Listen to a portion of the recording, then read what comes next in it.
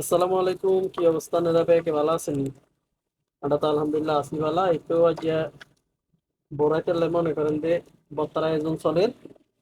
এটা হচ্ছে দেশি সুই, আর এটা হচ্ছে লোব্বা সুই, আর এটার লগে আছে কাঁচামরিচ হচ্ছে।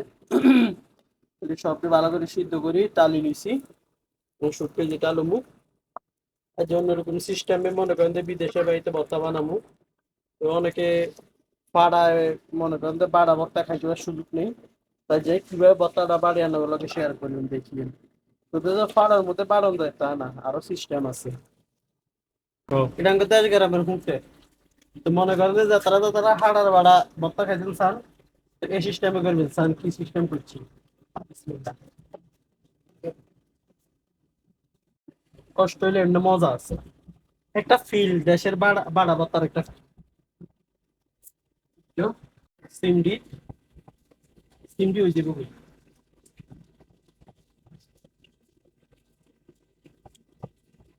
ডিসপ্লে দেয়। হ্যাঁ ভর্তা খা।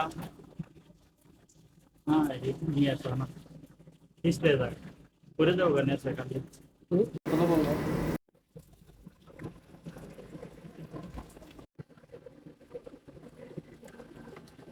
এর মধ্যে একটু তেল মিক্স করি।